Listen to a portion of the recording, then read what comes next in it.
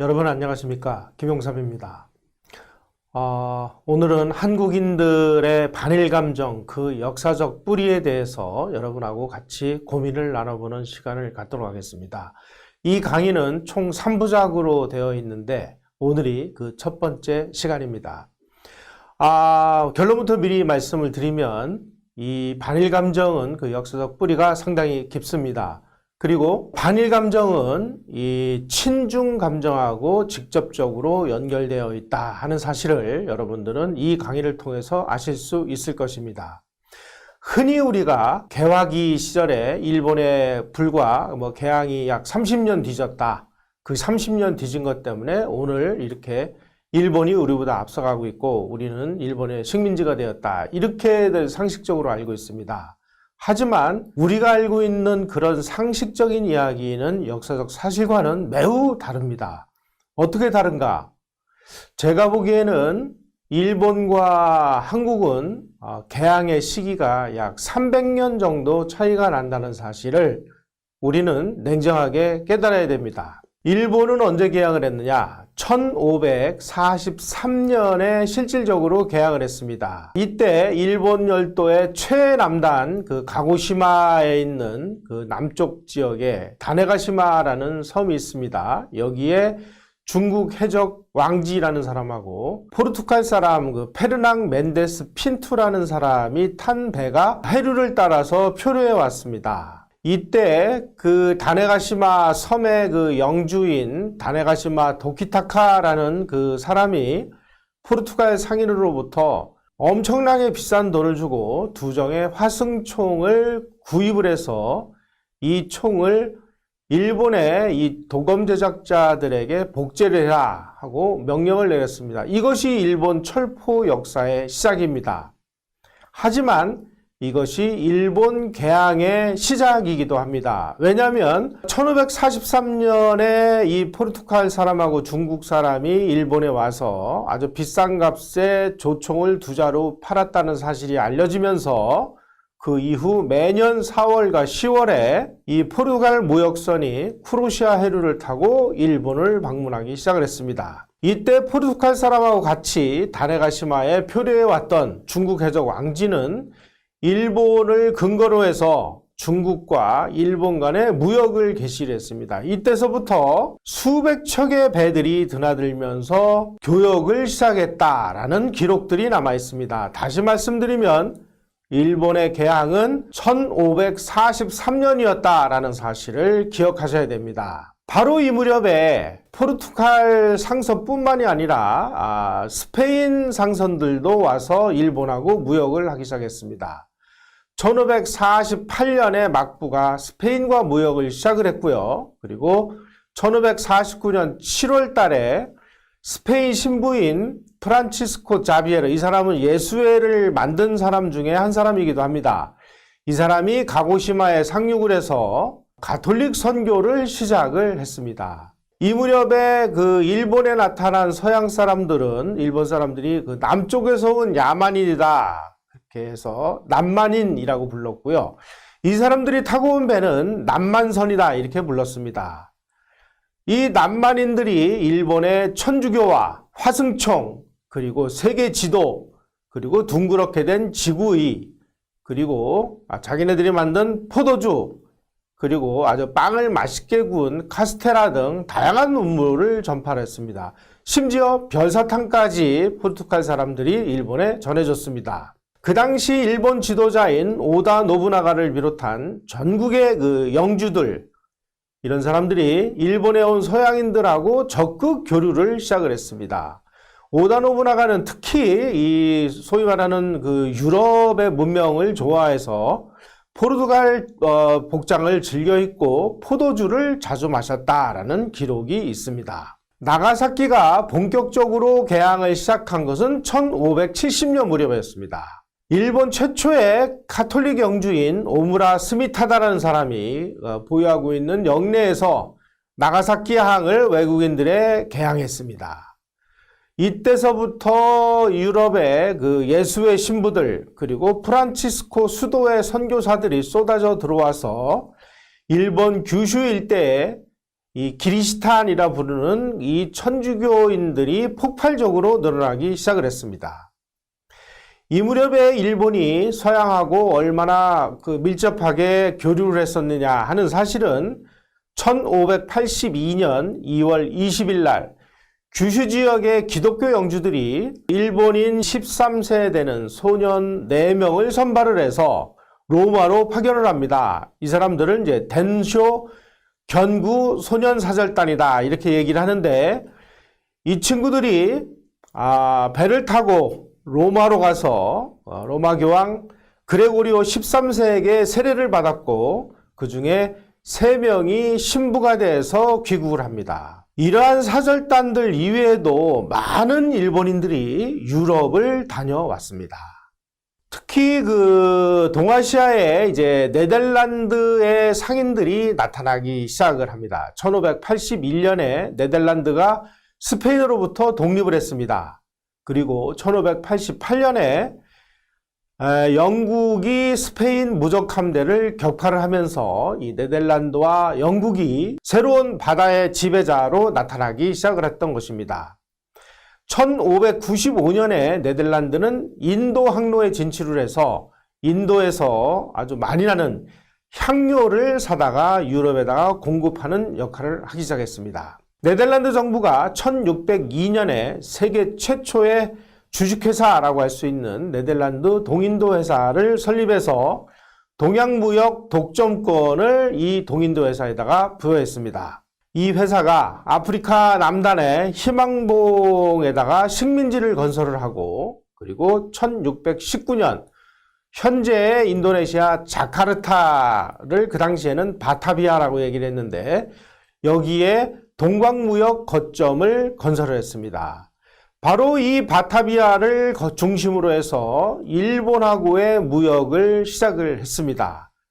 이때서부터 네덜란드가 포르투갈과 스페인을 무역면에서 앞서가기 시작을 했습니다. 그 이전에 이미 1600년에 네덜란드의 무역선 리프더호라는 배가 규슈에 표류해 왔습니다. 그 당시에 도쿠가와 이에야스는 리프더호 선원인 얀 요스턴, 그리고 그 선원이었던 영국 사람 윌리엄 애담스라는 사람을 에도로 불러가지고 이 사람들에게 유럽 사정을 듣고 도대체 우리가 뭘 어떻게 하면 좋으냐 하고 외교 및 무역 분야의 고문으로 이 외국인들을 임명을 했습니다. 놀라운 사실이죠. 1609년에 네덜란드 동인도 회사, 그리고 1613년에는 영국 동인도 회사가 일본을 방문을 해서 히라도 섬에다가 상관을 설치를 하고 아주 본격적이고 대대적인 해외 무역을 하기 시작을 했습니다. 바로 이 무렵에 리프더호 선원이었던 영국인 윌리엄 애덤스는 도쿠가와 이에야스의 청을 받아가지고 일본에 정착을 해서 도쿠가와의 참모가 됐습니다. 그래서 이름을 미우라 안진이라고 바꿨고, 일본에서 상급 무사라고 할 수 있는 이 하타모토 계급까지 올라갔다. 바로 이 사람이 일본에서 자기가 알고 있는 이런 서양식의 이 선박 제조 기술을 일본 사람들에게 전수했다라는 기록이 있습니다. 보시다시피 일본은 이미 1543년 이후로 이 유럽 선박들, 포르투갈, 스페인, 네덜란드, 영국과 아주 상당한 교역을 했습니다. 바로 이 무렵에 1600년 무렵에 일본에서 은이 대량으로 채굴이 되기 시작을 했습니다. 그래서 일본이 멕시코에 이어서 제2위의 은 생산국 대열에 올라가게 됩니다. 바로 이러한 풍부한 은을 바탕으로 일본은 국제무역을 개시했습니다. 그 당시 전 세계에서 아주 최첨단 하이테크 제품을 만드는 나라는 중국이었습니다. 일본은 스페인이나 포르투갈, 네덜란드 상인, 그리고 이 류큐 왕국, 지금으로 치면 오키나와죠. 이 오키나와가 그 당시에는 이 독립 왕국이었습니다. 이 류큐 왕국의 국제 무역상, 그리고 무장상인 집단이라고 얘기할 수 있는 왜구를 통해서 명나라로부터 비단과 도자기, 서적 이런 것들을 대량으로 수입을 하기 시작을 했습니다. 일본은 바로 히라도 상관을 중심으로 해서 이 서구 각국의 문물을 받아들이고 그리고 유럽에 당하는 일본산 도자기, 칠기 같은 것들을 대대적으로 수출하기 시작을 했습니다. 그리고 네덜란드로부터 이 자연과학과 인문과학을 받아들여서 일본 말로는 난가쿠다라고 하는 서양 학문을 아주 폭발시키는 계기가 됩니다. 그 당시의 지도자였던 도쿠가와 이에야스는 서양 오랑캐에게도 우리가 배워야 된다 하면서 난학을 전국적으로 장려하기 시작을 했습니다. 일본은 사실상 이 무렵에 개항을 한 셈이 되니까 우리의 1876년 강화도 조약을 통한 개방에 앞서서 이미 약 300년 전에 개항을 했다라는 사실을 이런 역사적 팩트를 통해서 우리는 확인할 수 있습니다. 그 당시 그 에도 막부는 그 허가받은 공식 무역선을 해외에 파견을 했습니다. 이렇게 막부로부터 허가받은 무역선을 주인선이라고 했는데 이 주인선이 어디까지 갔느냐? 중국을 비롯해서 베트남, 태국, 말레이시아, 인도네시아까지 진출해서 활발하게 국제무역을 했습니다. 이 무렵에 베트남과 태국, 필리핀에는 니온마치라고 하는 일본인 집단 거주지가 형성될 정도로 일본인들의 해외 진출이 활발했습니다. 일본은 스페인 식민지 멕시코하고 무역을 하기 위해서 1613년 9월 15일에 센다이번 영주인 다테 마사무네라는 사람이 게이초 유럽 파견 사절단이라는 것을 파견을 합니다. 무려 180명의 사절단을 파견했습니다. 이때 바로 이 게이초 사절단이 타고 간 배는 일본에서 건조를 한 배였습니다. 길이가 32m, 너비가 10m의 범선인데 이 범선 이름이 산후안 바티스타호라는 배였습니다. 바로 일본이 만든 이 배를 타고 180명의 게이초 사절단이 태평양을 건너서 멕시코로 갔다가 그리고 스페인을 거쳐서 로마를 방문을 해서 로마 교황 바오로 5세를 아련을 했습니다. 바로 이 사절단은 7년 후인 1620년 8월 24일 날 무사히 귀국을 했습니다. 일본은 이미 이 무렵에 세계로 활짝 열려 있었다라는 사실을 이런 그 사절단 파견으로 우리가 알 수가 있습니다. 나가사키를 보다 더 개항에 편하게 만들기 위해서 막부는 1634년에 나가사키 앞바다에다가 데지마라는 인공섬을 조성을 했습니다. 그리고 바로 이 인공섬 데지마에 막부의 허가를 받은 서양 상인들이 와서 교역을 할 수 있도록 허가를 내줬습니다. 그리고 1635년에 주인섬 무역을 폐지를 했고 그리고 1639년에는 천주교 포교 활동을 하던 포르투갈 신부 이런 사람들을 전부 마카오로 추방을 했습니다. 왜냐하면 이 포르투갈 스페인 신부들이 기독교를 퍼뜨리는 건 좋았는데 이 기독교 신자들이 일본에서 도쿠가와 막부에 저항을 하는 이런 사람들하고 결합이 돼가지고 이 반정부 세력화되면서 막부가 기독교를 탄압을 하기 시작했던 것입니다. 바로 이런 그 데지마를 통해서 그리고 이 데지마를 왕래하는 네덜란드 무역선을 통해서 이 무렵에 일본에는 뭐 카메라라든지 환등기라든지 뭐 선글라스, 메가폰, 온도계, 기압계를 비롯해서 서양 의학 이런 것들이 뭐 무차별로 들어오기 시작을 했습니다. 바로 이 1600년을 전후로 해서 이 동아시아에서 아주 격렬한 그 권력 교체가 시작이 됐습니다. 1592년에 여러분들 뭐 잘 아시다시피 임진왜란이 벌어졌고요. 그리고 1636년에 병자호란이 일어났습니다. 이런 식으로 임진왜란과 병자호란을 중심으로 해서 일본에서는 전국시대가 종식되고 도쿠가와 막부 체제가 출범을 했습니다. 그리고 중국 대륙에서는 이 한족들이 세운 명나라가 이 만주족이 세운 이 청나라에게 멸망을 해가지고 명청교책이라는 이 격렬한 권력 교체가 시작이 됐습니다.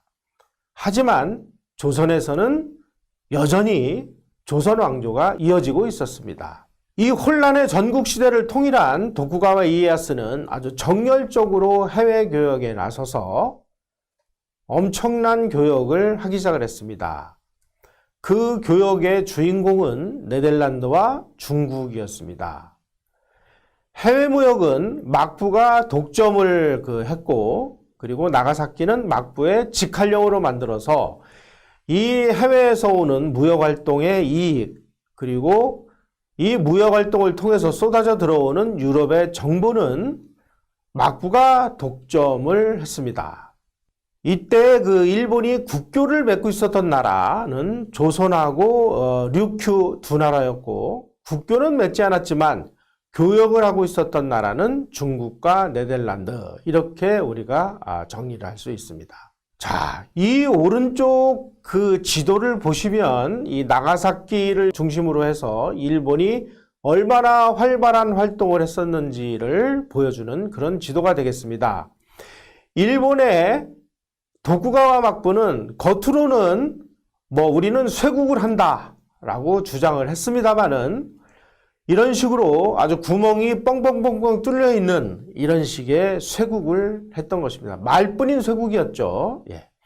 일본은 쇄국 정책을 한다고 하면서도 이 대지마를 통해서 네덜란드, 중국과 아주 엄청난 교역을 했고, 그 다음에 사스마본하고 류큐와 또 무역을 했습니다. 류큐는 오늘날의 오키나와죠. 그리고 스시마본과 조선과의 무역을 활발하게 했습니다. 때문에 이 도쿠가와 막부의 쇄국은 외부로 뚫린 바람구멍이 여러 군데에 나 있는 쇄국이었다.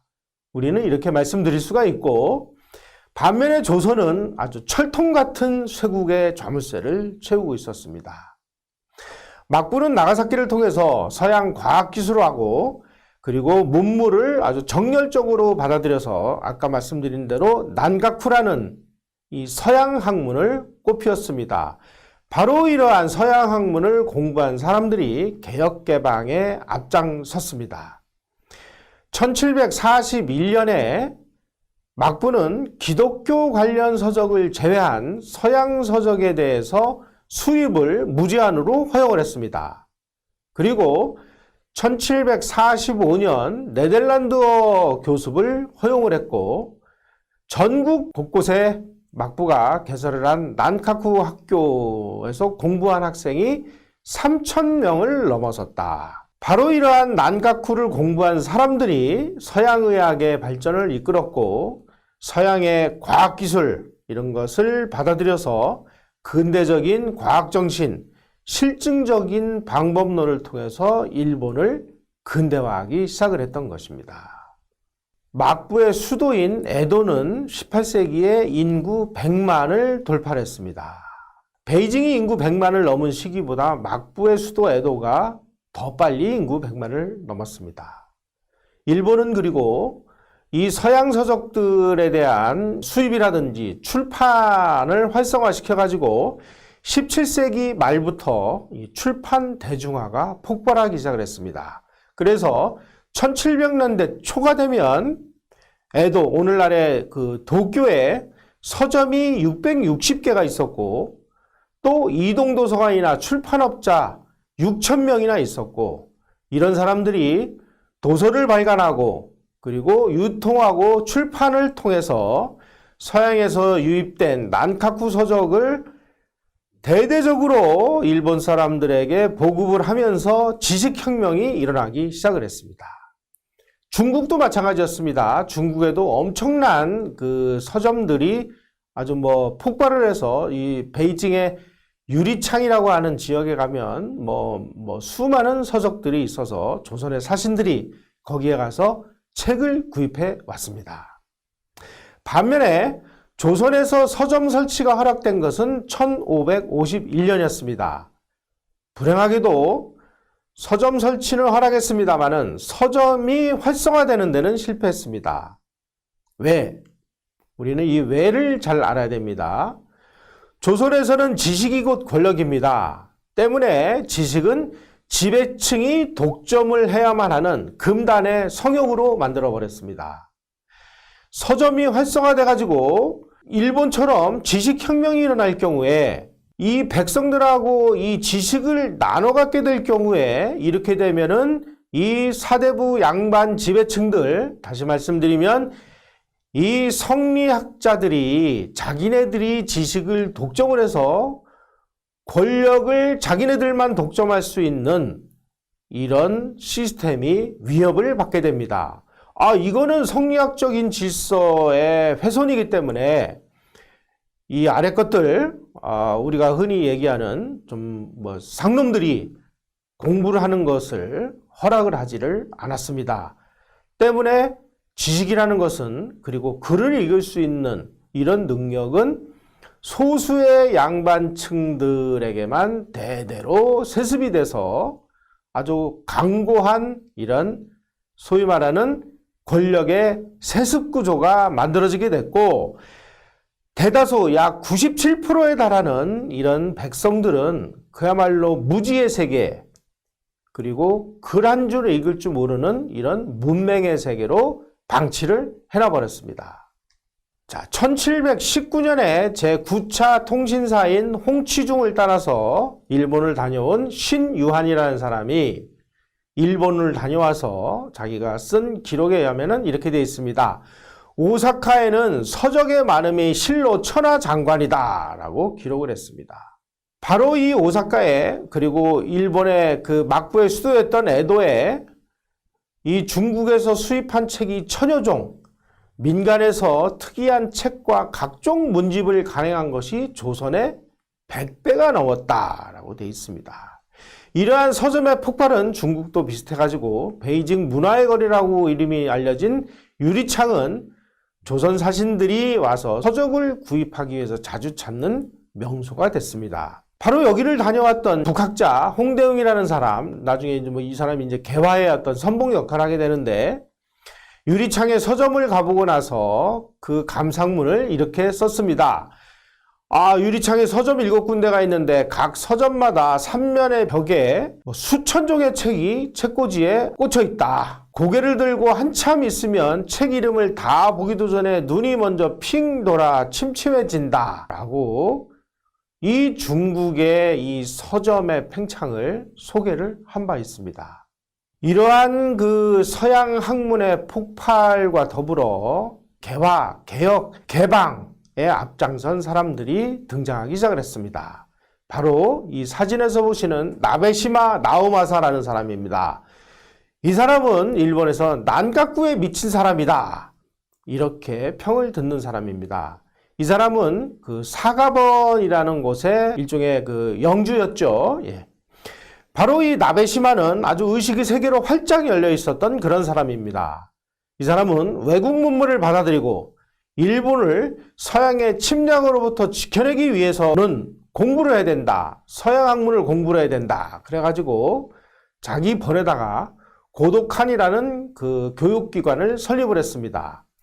그래서 이 사가번 청년들에게 서양의 최신 과학기술을 교육시키기 시작을 했습니다.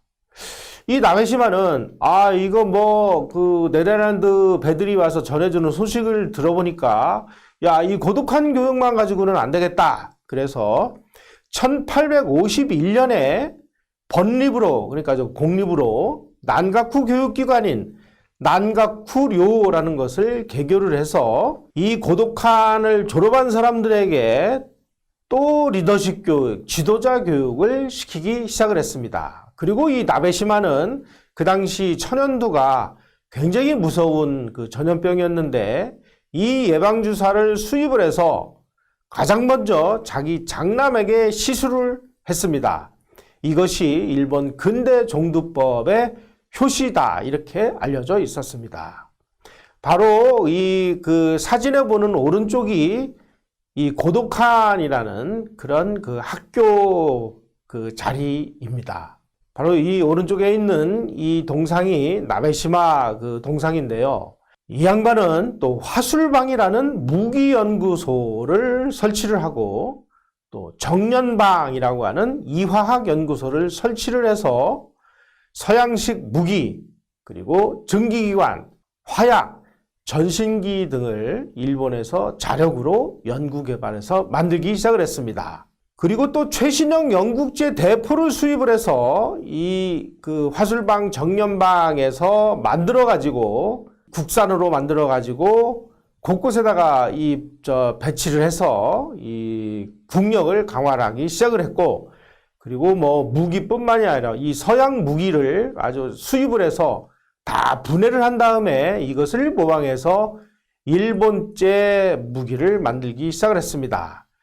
이런 식의 방식을 리버스 엔지니어링이라고 하는데, 이런 것을 이미 18세기 중반에 시작을 했던 것입니다. 또 이 나베시마는 그 제철과 무기 제작에 필요한 금속 창인들을 확보하기 위해서 일본에 있는 신분제를 완전히 철폐했습니다. 그 당시에 일본도 조선과 마찬가지로 그 뭐 황족, 화족, 뭐 사족, 평민 이렇게 구분되어 있는 아주 그 계급 신분제 사회였는데, 이런 신분제를 자기 사가번에서는 완전히 철폐해서 신분에 관계없이, 그리고 출신 성분에 관계없이 우수한 인재들을 불러서 각종 교육기관에서 이 사람들을 신학문을 교육시킨 다음에 산업 분야에 투입을 해서 일본의 근대화를 활발하게 추진하기 시작을 했습니다. 또 도자기 기술로 제철소를 건설합니다. 1852년에 나베시마는 이 무기 제작에 필요한 철강 생산을 위해서 이 반사로라는 근대식 용광로를 제작을 했는데요. 이 반사로는 도자기 가마의 내열 기술, 그리고 근대식 고로 기술을 총동원해서 만드는 그러한 용광로가 되겠습니다. 바로 이 나베시마라는 사람은 도자기 굽는 가마 기술을 응용해서 제철소를 건설했다는 뜻입니다.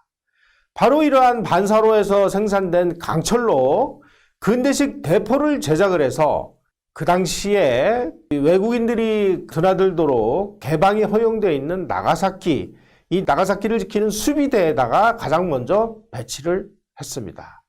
그리고 1853년에 페리 제독이 그 흑선 충격이 시작이 됐을 때 나베시마는 그 충격을 그냥 충격으로만 받아들인 게 아니라 그 직후에 네덜란드에다가 이 근대식 증기선 군함을 주문을 합니다.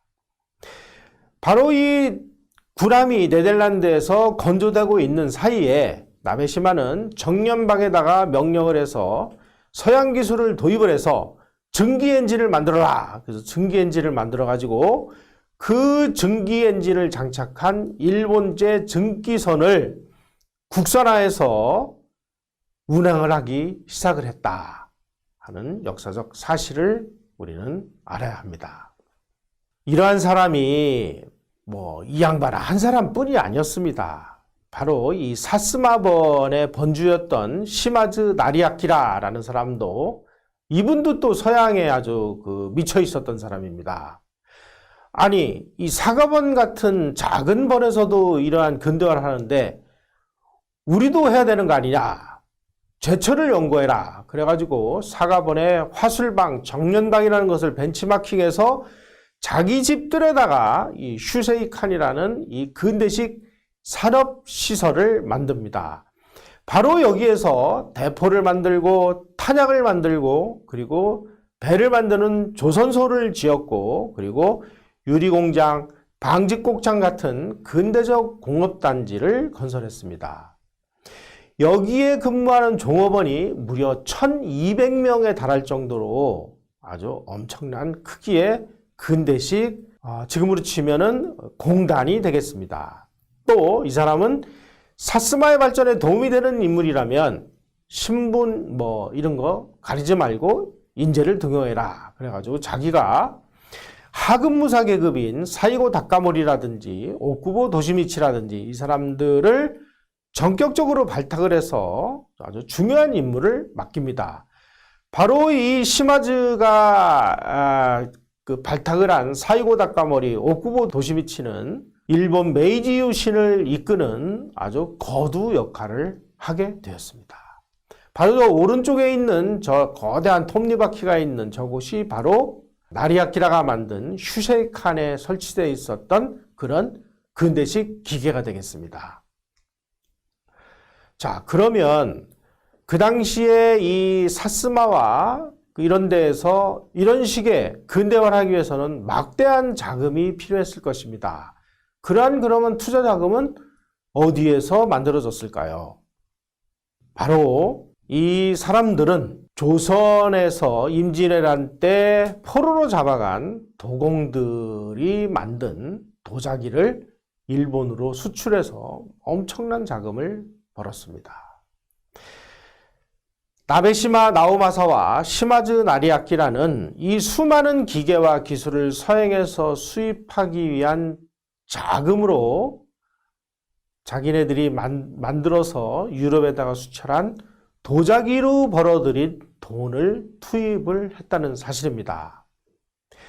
바로 이 일본이 유럽에다가 수출을 한 이 사스마 야끼라든지 아리타 야끼, 이것의 그 역사를 거슬러 올라가면 임진왜란 때 왜군들이 조선에서 포로로 잡아간 조선 도공들이 나타납니다.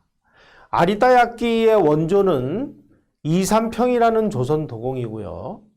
사스마 야끼의 원조는 심수관이라는 조선 도공이었습니다.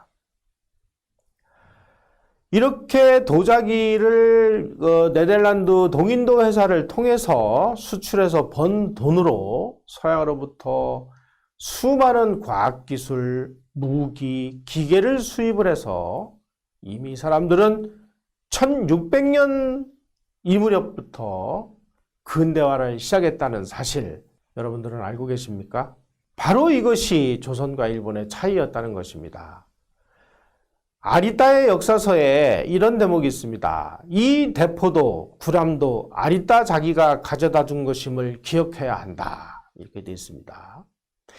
바로 이 아리따 야끼의 고향인 아리타산 정상에는 저 오른쪽에 보시듯이 도조 2~3평의 기념비가 서 있습니다. 이 기념비석 앞면에는 일본의 보물을 만든다 라고 써 있고요. 뒷면에는 바로 조선도공 2~3평을 아리따 야끼를 만들어준, 그래서 막대한 돈을 벌어서 일본의 근대화를 열어준 대은인이다 라고 하는 문구가 새겨져 있습니다. 이렇게 일본이 조선에서 잡아간 도공들을 활용을 해서 아주 화려한 문양의 이런 도자기를 만들어서 유럽에 수출해서 막대한 돈을 벌고 있을 때 비슷한 시기에 조선 도공들은 조선에서 양반들의 애완용 도자기를 만드는 그런 수준에 머밀러 있었습니다. 1795년 8월 6일 실록을 보면 도자기 굽는 분원에서 국왕정조에게 이렇게 보고를 합니다. 이 기묘하고 기교를 부려서 제작한 이런 도자기들이 있는데 이걸 어떡할까요? 이렇게 보고를 하니까 정조가 이렇게 지시를 합니다. 쓸데없고 기묘하지 않은 것은 일체 만들지 못하도록 엄금하라. 이렇게 어명을 내립니다. 이때서부터 조선의 도자기 산업은 초토화되고 말았습니다. 우리는 개항 시절에 일본보다 30년 정도 뒤늦은 것이 아니고 무려 300년 정도 개항과 근대화가 뒤졌기 때문에 오늘날 일본과 한국의 이런 국력의 차, 문화의 차이, 문명의 차이, 그리고 국민들의 정신세계의 차이를 나타내게 되었습니다.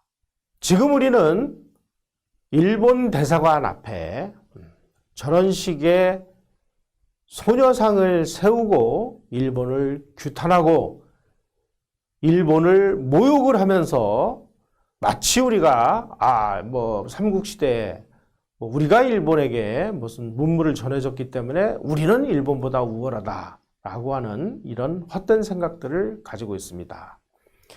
그 이후에 일본은 놀았나요? 아닙니다. 우리보다 먼저 300년 앞서서 개항을 하고 그리고 개국을 해서 서양과 무역을 해서 막대한 돈을 벌어서 근대화를 시작을 했습니다. 우리는 아직도 정신세계가 15세기 내지 16세기 정도에 지금 머물러 있는 것이 아닌가 하는 생각이 듭니다. 두 번째 시간에는 제가 처음에 말씀드린 대로 반일 감정이 어떻게 친중 감정으로 연결이 되느냐 하는 그 말씀을 드리도록 하겠습니다. 여러분 고맙습니다.